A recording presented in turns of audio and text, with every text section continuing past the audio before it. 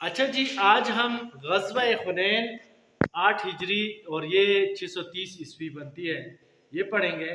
اس غزوہ حنین کا ایک جنگ حوازن بھی اس کو کہتے ہیں۔ جنگ حوازن اس لیے کہتے ہیں کہ حوازن ایک بہت بڑا قبیلہ ہے اور بڑا جنگجو قبیلہ تھا، اس لیے یہ دو ناموں سے یہ یاد کی جاتی ہے۔ مسلمانوں نے مکہ فتح کیا، آپ کو میں نے پچھلے اس میں بتایا تھا۔ مکہ جب فتح ہوا، ارد گرد کے بہت سارے لوگوں نے اسلام قبول کیا، نبی پاک صلی اللہ علیہ وسلم کی خدمت میں حاضر ہو گئے۔ لیکن طائف، اور یہ طائف وہ جگہ ہے جہاں نبی پاک صلی اللہ علیہ وسلم پر پتھر برسائے گئے تھے، میں نے آپ کو بتایا تھا۔ یہاں حوازن اور بنو ثقیف، یہ دو بڑے جنگجو قبیلے تھے، یہ رہتے تھے۔ ان قبائل نے مسلمانوں کی اطاعت سے انکار کر دیا، انہوں نے کہا ہم نہیں مانتے جی، چاہے سارے مسلمان ہو جائیں۔ اس لیے بڑے پیمانے پر انہوں نے جنگ کی تیاری شروع کی اور مسلمانوں کو ختم کرنے کے ارادے سے انہوں نے کہا کہ مکے پر حملہ کرتے ہیں اور سارے مسلمانوں کو کرش کر دیتے ہیں۔ نبی پاک صلی اللہ علیہ وسلم کو جب ان کی اطلاع ملی تو آپ صلی اللہ علیہ وسلم نے 12,000 لشکر کے ساتھ یکم شوال 8 ہجری یہ 630 عیسوی بنتی ہے، حنین کی طرف مارچ کی۔ طائف اور ارد گرد کے قبائل نے یہ لوگ جتنے بھی تھے، یہ قبیلے حوازن اور ثقیف والے، انہوں نے کیا کیا کہ جدھر سے راستہ جاتا تھا اس کے ارد گرد یہ چھپ گئے۔ انہوں نے کہا جب مسلمان آگے بڑھیں گے تو اس کے بعد کیا کریں گے، ہم اپنی یہ جدھر سے چھپے ہوئے تیروں کی بارش کر دیں گے اور یہ سب کو مار دیں گے۔ انہوں نے ایسا ہی کیا، ادھر بھی پہاڑ تھا، ادھر بھی درمیان سے راستہ تھا، اور یہ اپنی کمینگاہوں سے نکل کر انہوں نے مسلمانوں پر تیروں کی بارش برسا دی۔ اتنی شدید تیر اندازی کی کہ مسلمان بکھر گئے اور مسلمان پیچھے ہٹ گئے۔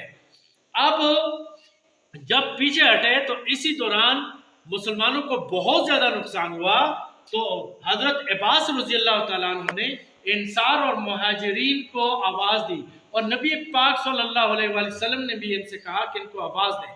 آواز دی، مسلمان پیچھے پلٹ کر حملہ کیا، تو یہ بنو ثقیف کے لوگ اور حوازن کے کچھ لوگ جا کر، یہ طائف میں ایک گھاٹی ہے اس کے اندر جا کر یہ انہوں نے چھپ گئے۔ تو مسلمانوں نے کیا کیا، ان کا محاصرہ کر دیا، اور جب محاصرہ کیا تو یہ 24 دن محاصرہ جاری رہا، یعنی وہ ان میں سے کوئی شخص باہر نہیں نکل سکتا تھا۔ پھر ایک صحابی سے اس نے مشورہ دیا کہ محاصرہ جی ختم کرتے ہیں، بعد میں یہ بات چیت سے مسئلہ حل ہو جائے گا۔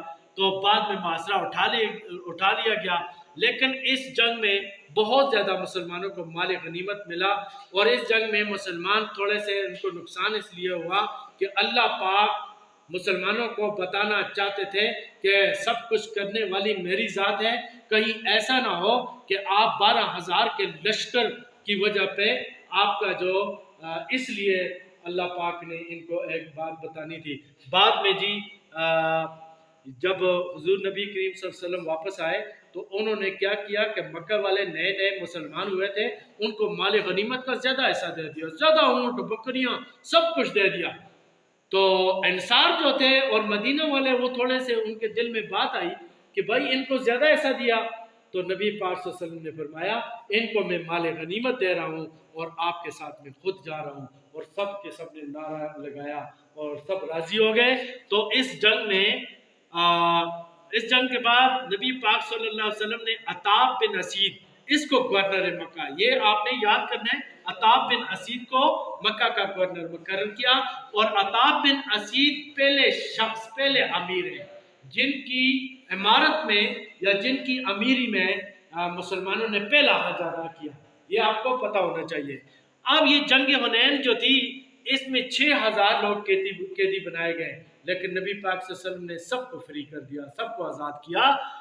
اس جنگ میں 40,000 یا اس سے بھی زیادہ بھیڑ بکریاں مسلمانوں کے قبضے میں آئیں، بے شمار اونٹ، اور 4,000 چاندی کے سکے مال غنیمت میں ملے، اور میں نے آپ کو بتایا کہ وہ نبی پاک صلی اللہ علیہ وسلم نے زیادہ ایسا ان کا کس کو دیا، مکہ والوں کا۔